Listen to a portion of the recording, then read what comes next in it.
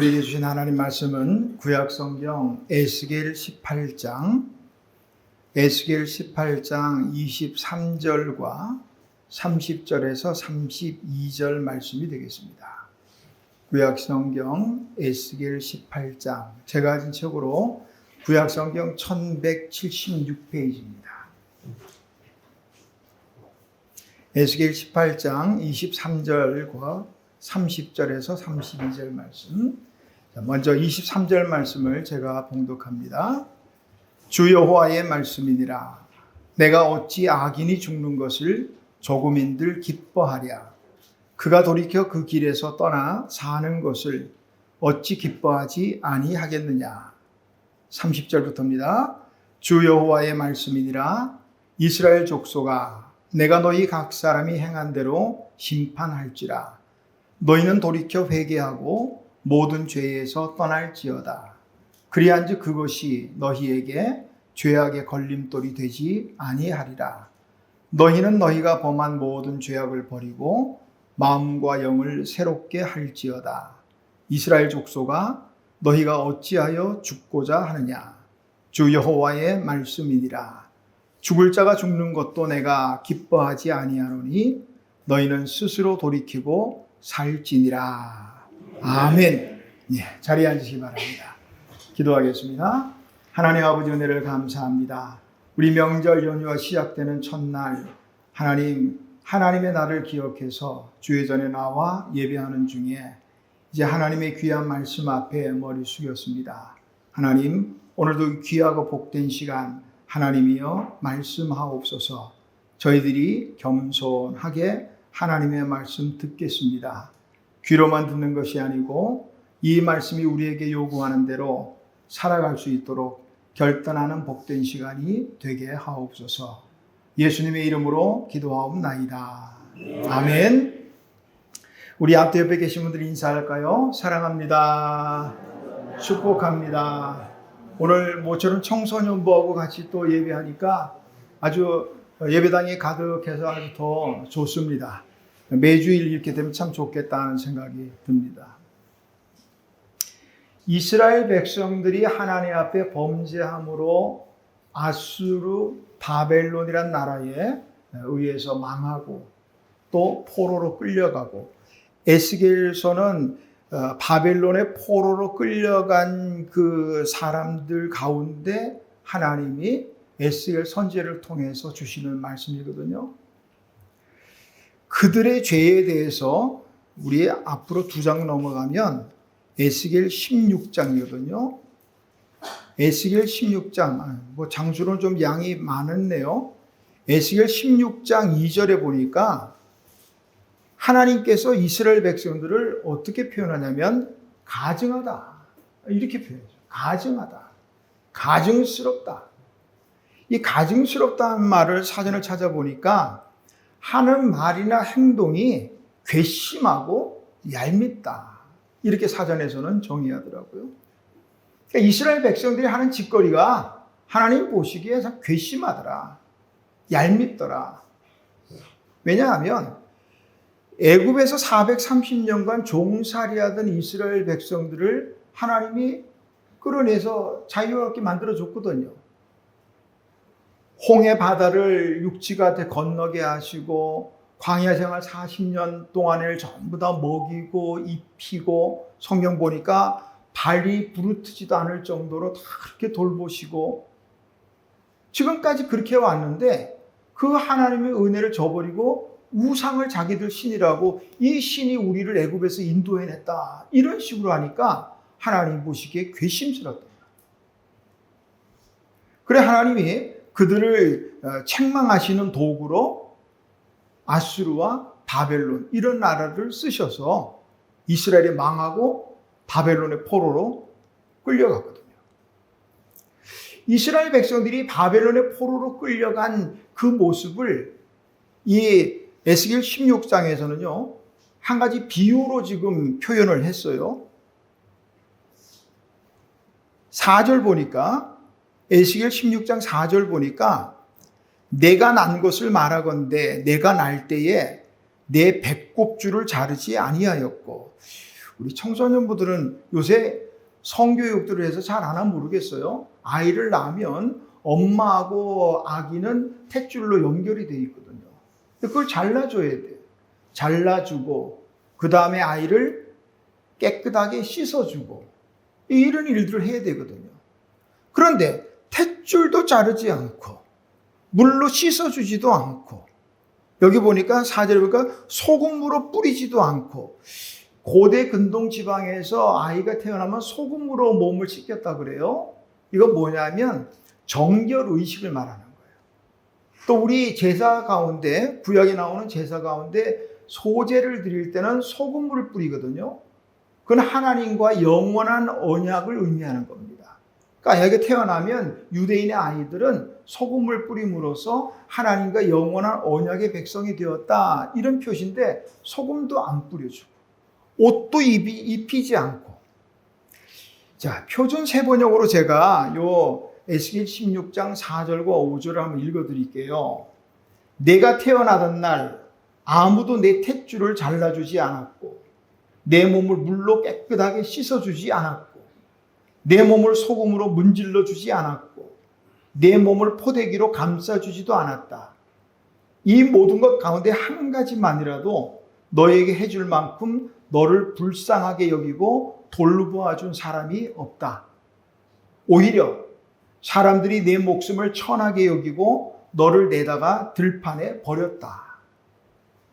탯줄도 안 잘라주고 씻어주지도 않고 옷도 안 입히고 그리고 들판에 갖다 버리단 말이에요. 이게 지금 포로로 끌려간 이스라엘의 모습을 비유적으로 표현한 거예요.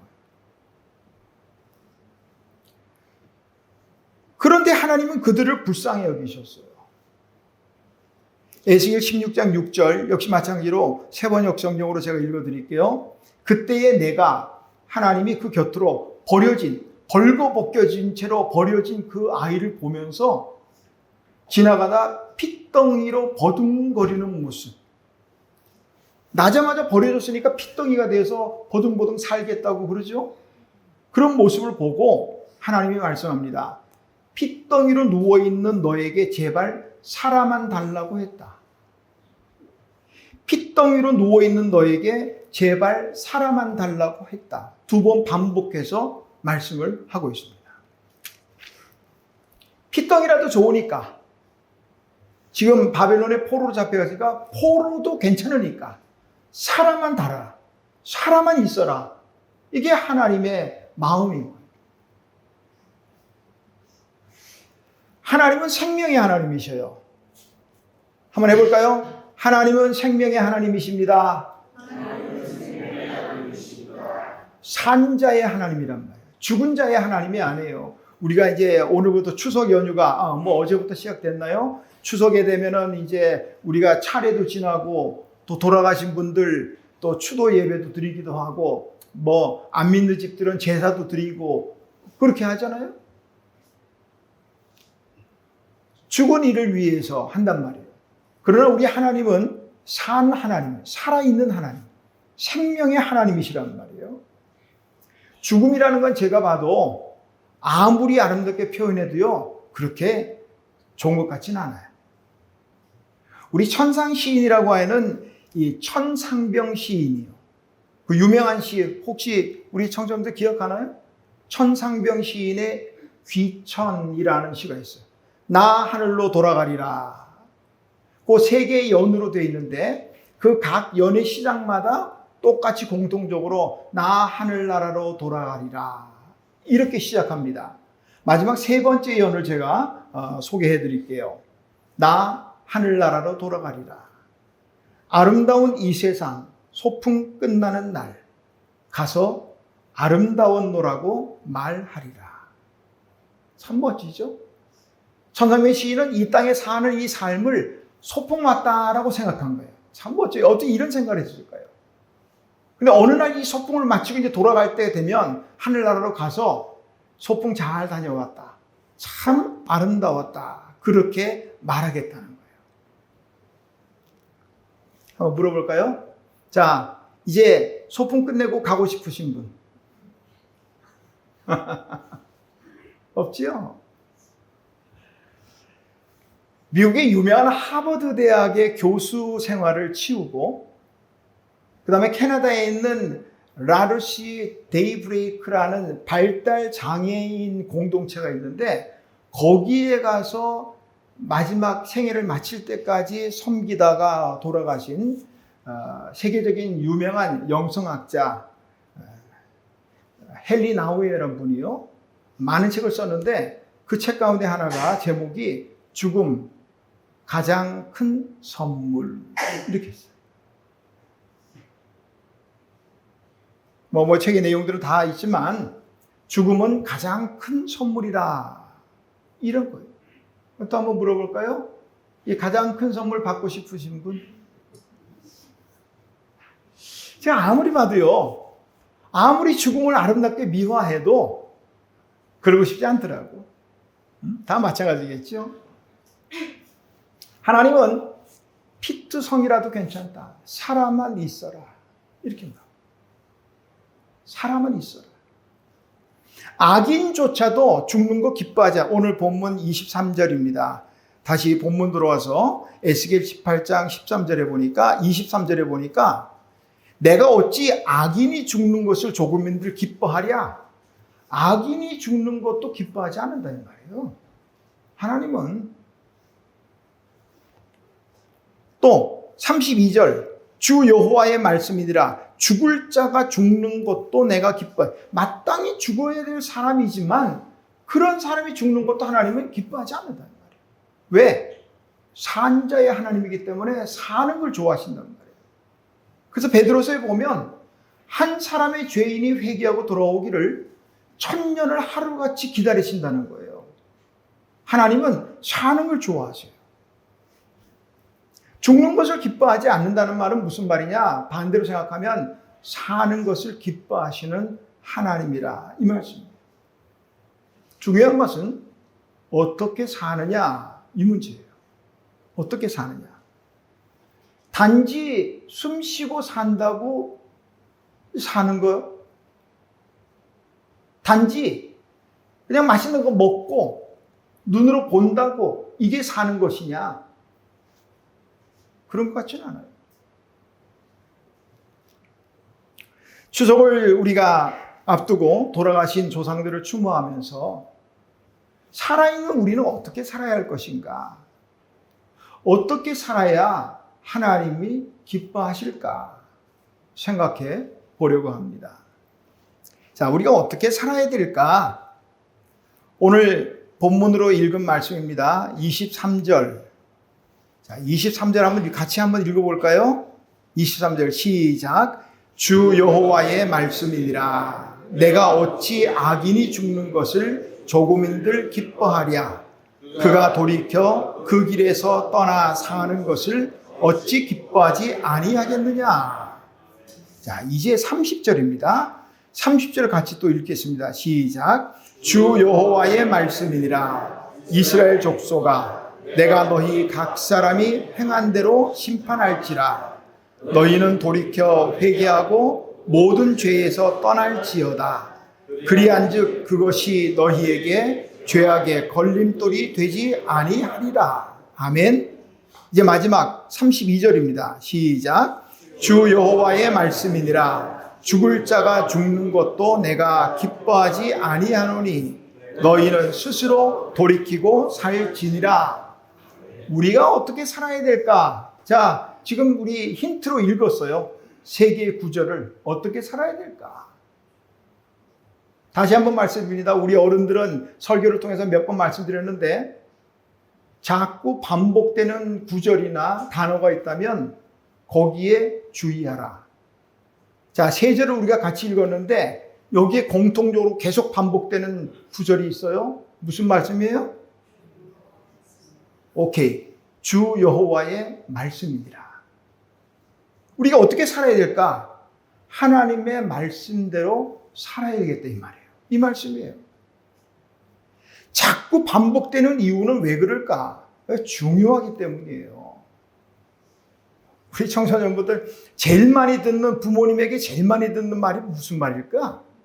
공부해라, 공부해라. 이거 설교 시간에까지 공부 소리를 들어야 되나? 근데 왜 공부하라 그럴까? 왜? 중요하니까 그래요. 중요하니까. 물론 우리 친구들은 중요하지 않다고 생각할지 모르겠지만 어른들, 부모들 생각하기에는 중요한 거예요. 그러니까 그냥 하는 거야. 오늘 말씀에도 보니까 계속 하는 거예요. 주 여호와의 말씀이니라. 주 여호와의 말씀이니라. 하나님 계속 말씀하시는 거예요. 우리가 어떻게 살면 좋을까? 하나님의 말씀대로 사는 것. 어쩌면 당연한 거죠. 하나님의 사람들이 하나님의 말씀대로 사는 것. 이거 사실은 뭐 설명이 필요 없는 이야기거든. 중요한 부분이에요. 하나님의 심판의 기준이 있어요. 30절에 보니까 주 여호와의 말씀이니라. 이스라엘 족속아 내가 너희 각 사람이 행한 대로 심판할지라. 행한 대로. 그러니까 하나님의 심판의 기준은 행함이에요. 행한 대로 심판하신다는 거예요. 행함의 여부에 따라 상급도 또 칭찬도 받을 수도 있지만 행함의 여부에 따라 심판을 받을 수도 있다. 성경은 지금 분명하게 말씀하고 있거든요. 요즘 이상한 그 신앙의 사조들이 생겨났어요. 무슨 사조냐면 하나님은 사랑이시라는 거예요. 하나님은 사랑이시라. 이건 이상한 건 아니에요. 성경에서도 하나님은 사랑이시라. 하나님이 세상을 이처럼 사랑하자.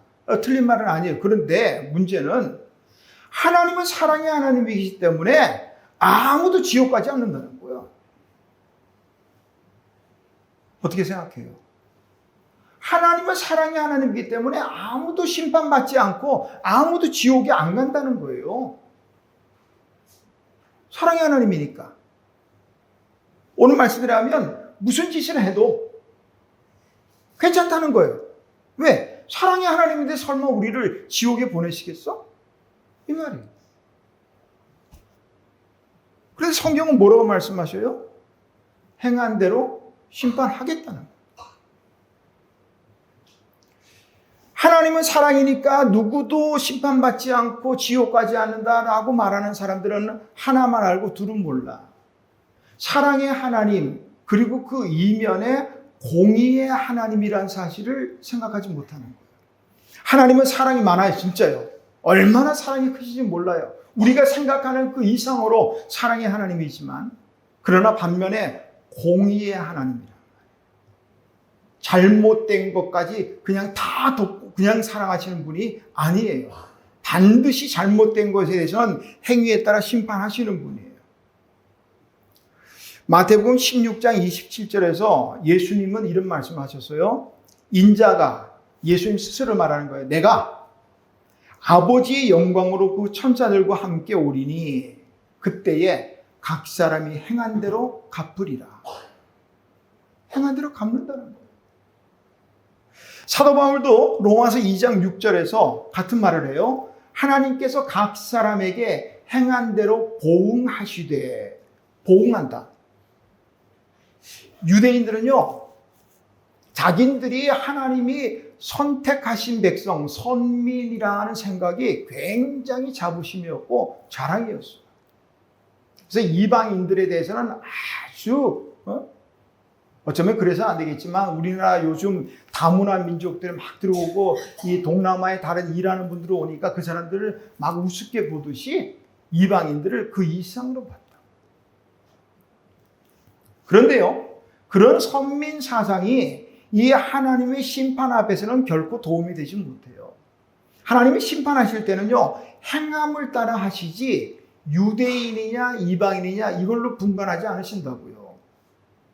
오늘 우리 편하대로 하면 하나님은 심판 만약에 하신다면 목사냐 성도냐 이거 따지지 않는 거예요.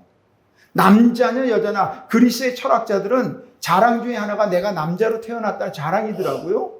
그러나 하나님의 심판 앞에서는 남자, 여자, 빈부, 귀천이 아무런 상관이 없어요.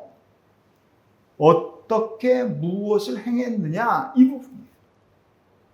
하나님이 기뻐하신 대로 선하게 잘 행동했으면 상급과 칭찬이 있겠지만 그렇지 못하면 심판이에요. 성경이 분명히 말씀하고 있거든요. 우리가 찬송도 그렇게 해요. 찬송가 265장에 보니까 주 십자가를 지심으로 그 3절 가사가 그렇더라고요. 심판할 때에 모든 백성 행한 일대로 보응받네. 행한 대로 보응받네. 선한 열매를 맺는 사람은 상급이 있을 것이고, 그러나 악한 열매를 맺는 사람은 심판을 받는다는 거예요. 여기서 우리가 이제 한 가지 짚고 넘어가야 될 부분이에요. 그러면 선하다, 악하다, 옳다, 그르다, 이것을 판단하는 기준은 무엇이냐는 거예요.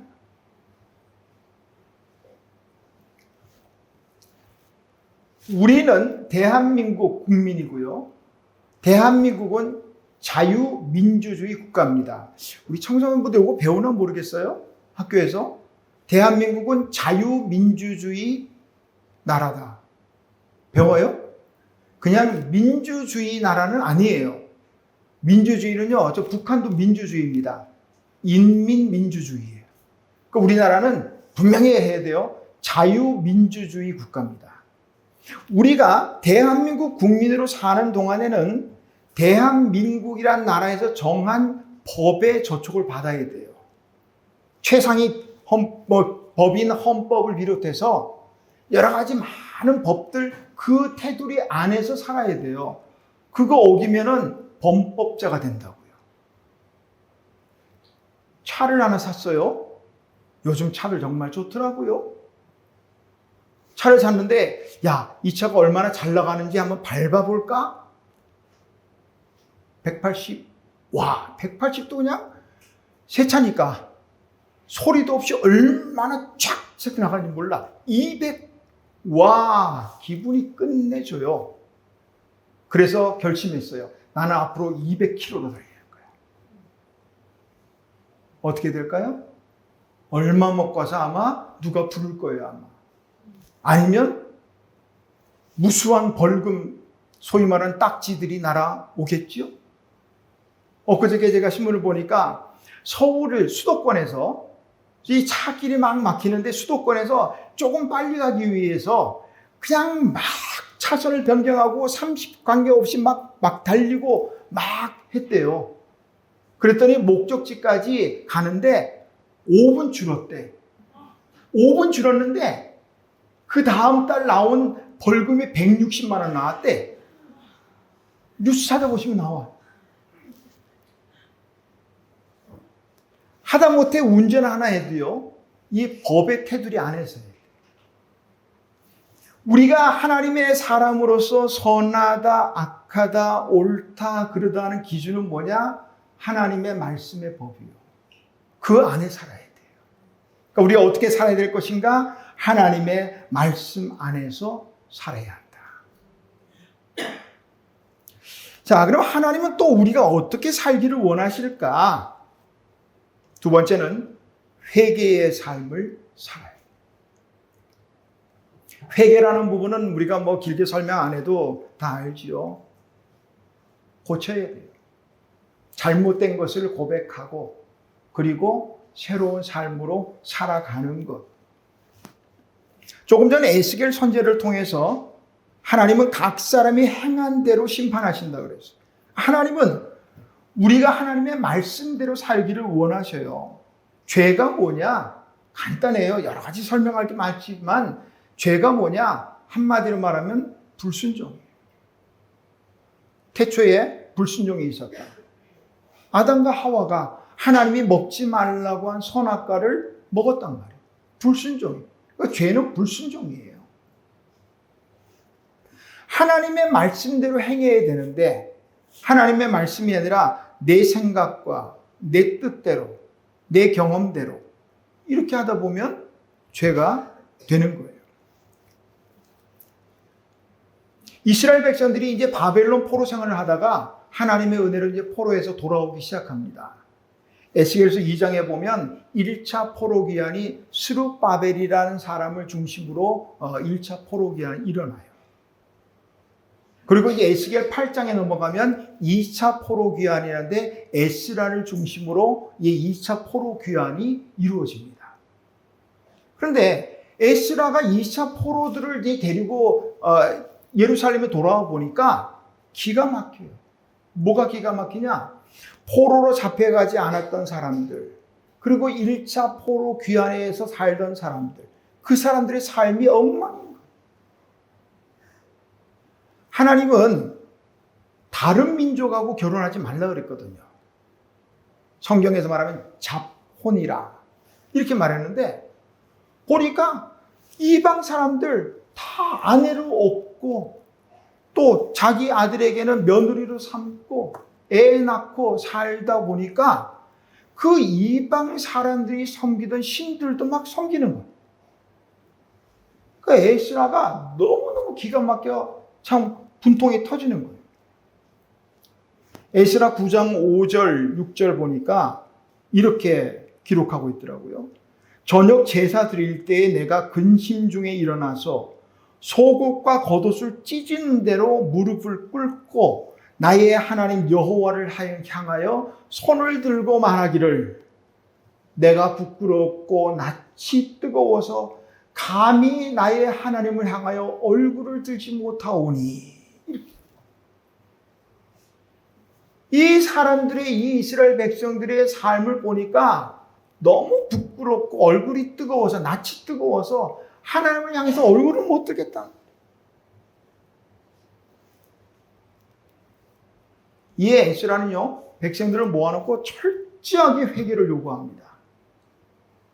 그저 이스라엘 백성들이 다행하게도 에스라의 말을 순종해서, 물론 에스라를 통한 하나님의 말씀이겠죠, 순종해서 이방 여인들을 다 내보냅니다.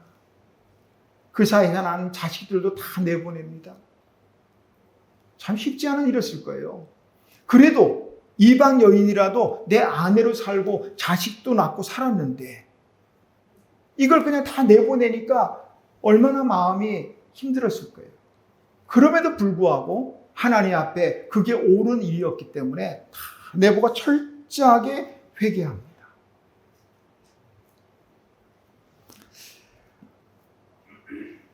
우리 어른들은 주보에 보면 주보에 그 성경 통독 가이드라는 데 있어요. 우리 청소년부들은 안 하지만 어른들은 이 맥체인 성경 통독 방식에 따라서 성경을 매일 읽습니다. 그리고 제가 주일날은 이 주일에 해당하는 본문의 말씀들 가지고 설교를 준비를 합니다. 그래서 어른들은 알아요. 오늘 또 함께 읽을 말씀 가운데 하나가 사무엘하 11장이에요. 사무엘하 11장에는 위대한 왕인 다윗의 범죄에 대해서 기록하고 있습니다. 다윗은 하나님의 마음에 쏙 들었던 사람이에요. 정말 하나님이 사랑하는 사람이었거든요.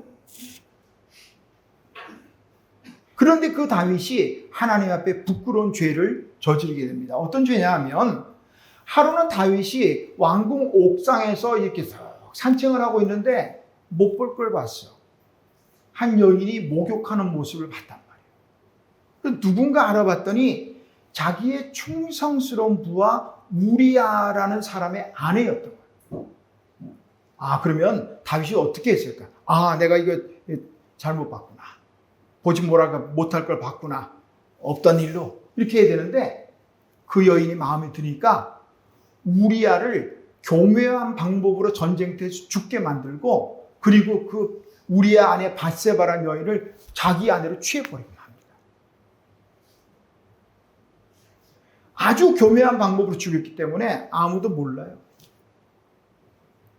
완전 범죄되는 줄 알았어요. 그런데 성경은 그렇게 기록하고 있지 않아요. 사무엘하 11장 27절에 보니까 다윗이 행한 그 일이 여호와 보시기에 악하였더라. 하나님이 보고 계시단 말이에요. 오늘 우리가 어디 가서 무엇을 하든 하나님이 보고 계시다.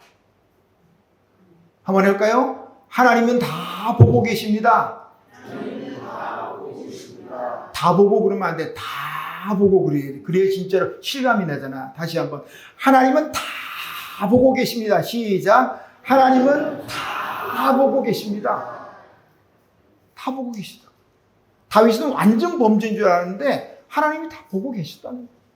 그래서 나단이라는 선지자를 보내서 책망합니다. 당신이 하나님 앞에 범죄를 저질렀어. 왕한테.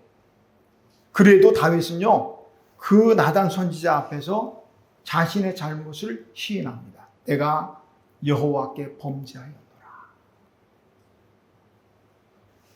사람이기 때문에 누구라도 잘못할 수 있어요.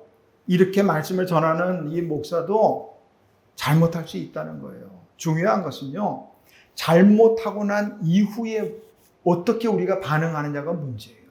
잘못됐을 때는 하나님 잘못했습니다. 제가 이래서는 안 됐는데 잘못했습니다.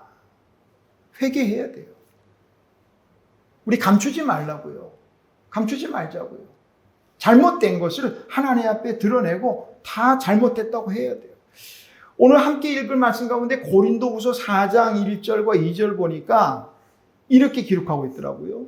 우리가 이 직분을 받아 긍휼하심을 입은 대로 낙심하지 아니하고 이에 숨은 부끄러움의 일을 버리고, 숨겨진 부끄러운 일들 다 버리자 이 말이에요. 하나님 앞에 고백하라 이 말이에요. 스티븐 로슨이라는 목사님은요, 이렇게 말을 했어요. 당신이 당신의 죄를 덮으려 한다면 하나님께서는 그것을 드러내실 것입니다.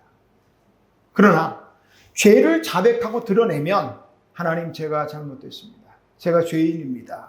드러내면 하나님께서는 덮어주실 것입니다. 힘이 됩니다. 우리가 정말 비록 부족해서 잘못하는 일이 있어도 하나님 앞에 겸손하게 하나님, 제가 이런 죄를 저질렀습니다. 잘못했습니다. 용서해 주십시오. 그러면 하나님께서 사랑으로 덮어주신단 말이에요. 감추려고 하면 안 돼요. 우리 육신의 병이 있으면요, 감추면 안 돼요. 우리 옛날부터 하는 말이 있어요. 병은 자랑하라. 그런 말이 있어요. 내가 어디가 아프다, 이렇게 저렇게 아프다 그러면 그 병을 알아본 사람들, 그 병에서 고침받은 사람들에 대한 정보들이 들려와요. 아, 어느 병원에 어떤 의사가 거기는 전문이야. 도움이 된다고요. 병을 자꾸 감추다 보면 어느 날 손쓸 수 없이 늦을 경우가 있어요. 그래서 병은 자랑하라 그랬거든요. 오늘 마찬가지로 우리의 죄에, 우리의 부족함에 대해서는 하나님 앞에 늘 회개하는 삶을 살아야 돼요. 우리 예수님이 그런 말씀하셔서요. 건강한 자에게는 의사가 쓸데없고 아픈 병든 자에게라야 쓸데있느니라. 나는 의인을 부르러 온 것이 아니요 죄인을 부르러 왔노라. 죄인을 부르러 왔다는 거예요. 죄인을. 내가 죄인임을 깨닫고 하나님 앞에 늘 잘못을, 용서를 구해야 돼. 근데 어떤 사람은 자기가 죄를 지면서도 죄로 깨닫지를 못하는 이런 안타까운 일이 있어. 어떤 젊은 사람이요, 젊은 청년이 허건날 술 먹고 그냥, 그러니까 문제나 터뜨리고 나쁜 짓만 하고 그러는 청년이 교회에 있었대. 우리 교회가 아니고. 목사님이 저 형제 저 어떻게 하면 좋을까? 기도만 하고 하다가 어느 날은 도저히 못 참아서 그 청년을 불렀어요. 목이 형제, 난 우리가 천국에서 못 볼 것 같아. 그렇게 살다가 지옥 간다는 거예요. 그랬더니 그 청년이 뭐라 그러는 줄 알아요? 심각한 얼굴로, 아니 목사님 무슨 짓을 하셨길래 그래요? 그러더래. 자기가 잘못한 걸 깨닫지를 못하는 거야. 우리 그렇게 되면 안 돼요. 하나님 앞에 우리가 인간이기 때문에 완벽할 수는 없지만, 그러나 잘못된 것은 늘 회개하는 삶을 하나님은 원하신다. 이런 말씀이에요. 우리가 또 어떻게 살기를 원할까? 우리가 어떻게 살아야 할까? 마지막은요, 하나님을 의지하며 살아야 돼요. 따라해볼까요? 하나님을 의지하며 삽시다. 하나님을 의지하며 살아야 돼요. 오늘 또 함께 읽을 말씀이 시편 62편, 63편인데요. 62편 1절과 5절에서 다윗은 이렇게 말합니다. 나의 영혼이 잠잠히 하나님만 바라며. 하나님만 바란다는 거예요. 하나님이 바람이라는 얘기가 아니고 하나님을 바라본다 이 말이에요. 하나님만 의지한다 그런 이야기. 우리가 아는 것처럼 다윗은요 참 험악한 세월을 보냈어요.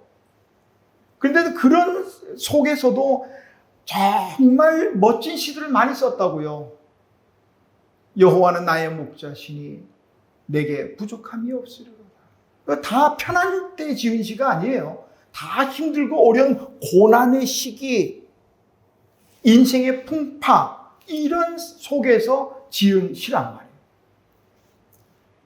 인생의 풍파는요, 고난이나 시험은 뭐 특정한 사람에게 오는 거 아니에요.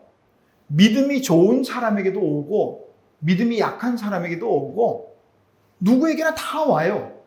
심지어 예수님께도 온다고요. 예수님이 40일 금식하고 믿음으로 완전 무장이 됐을 때 그때도 시험이 왔다고요. 돌로 떡을 만들어라, 뛰어내려라, 내게 절하라, 뭐 이런 식으로 시험이 왔다고요. 사랑의 하나님이 왜 우리에게 시험을 주실까? 왜 고난을 주실까? 생각해 보셨어요? 하나님이 왜 우리에게 고난을 주실까? 왜 아픔을 주실까? 나니아 연대기를 쓴 C.S. 루이스 교수님이요. 영국의 옥스포드 채플, 옥스포드 대학의 예배 시간에 이제 예배를 인도하고 내려올 때 한 학생이 그렇게 물었답니다. 교수님, 인간을 그렇게 사랑하시는 하나님이라면, 그런 신이 정말로 있다면, 교수님은 인생의 이런 많은 고통의 문제를 어떻게 설명할 수 있겠습니까?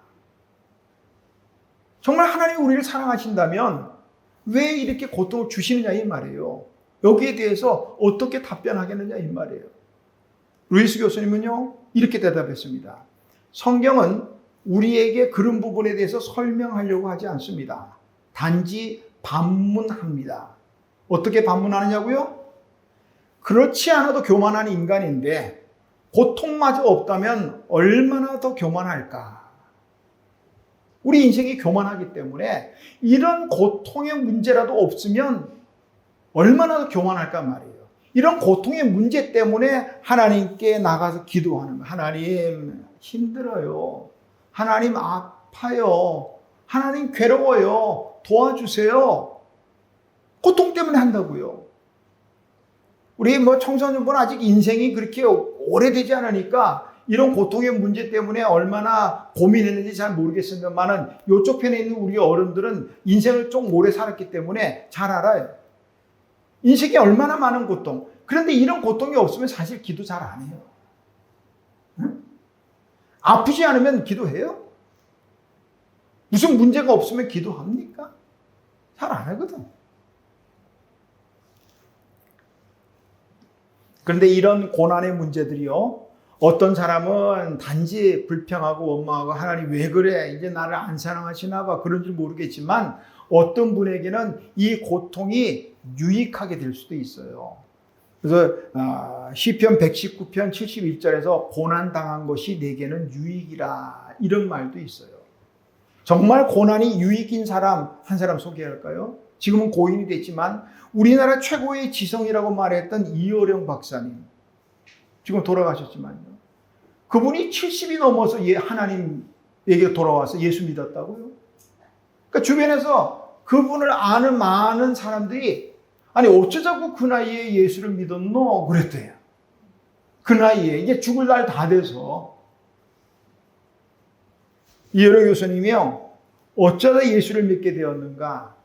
그의 사랑하는 딸 이미나 목사님, 미국에 살았는데 이미나 목사님이 암이 걸렸어요. 그 암을 치료를 했지만 또 재발해서 실명의 위기가 오고 지금은 또 그 딸도 돌아가셨지만 그리고 그 손자가 자폐증으로 학교를 다닐 수도 없는 이런 고통의 문제들이 계속 왔거든요. 최고의 지성인 이효령 교수가 그때 선택한 방법이 뭐냐? 하나님께 나가는 거예요. 하나님, 우리 찬송가처럼 전부여 의지 없어서 하나님께 나온 거예요. 인생의 고통에 문제가 있을 때 하나님께로 가까이 나갈 수 있다면 참 유익한 고통이에요. 단지 불평하고 원망만 한다면 그 고통은 아무것도 아니에요. 하나님은 우리를 사랑하지만, 사랑하는 자녀들이지만 그래도 고통이 여전히 있어요. 이런 고통에 대해서 우리가 어떻게 반응할 것인가?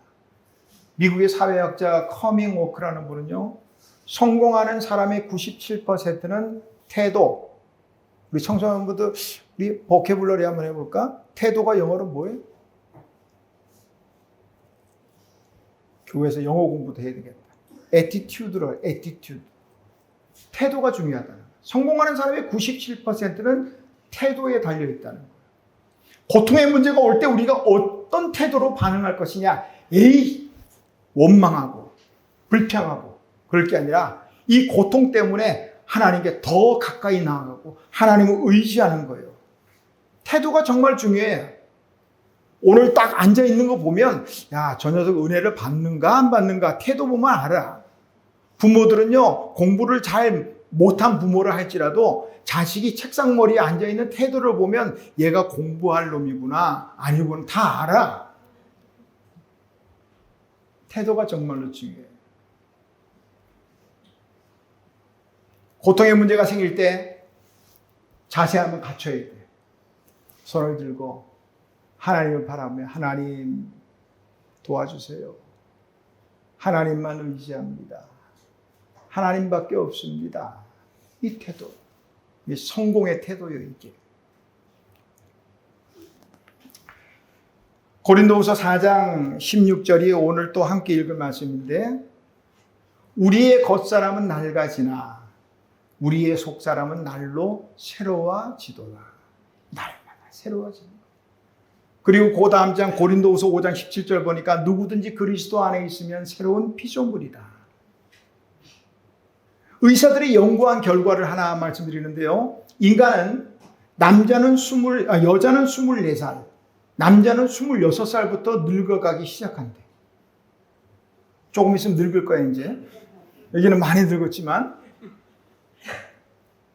젊어 보일 수는 있어도 젊어질 수는 없어요. 물론 요즘 연구가 하도 의학이 발달하니까 정말 젊은 DNA를 갖다 집어넣으면 어떻게 될지 모르겠지만, 그러나 날마다 새로워질 수 있는 비결은 있어요.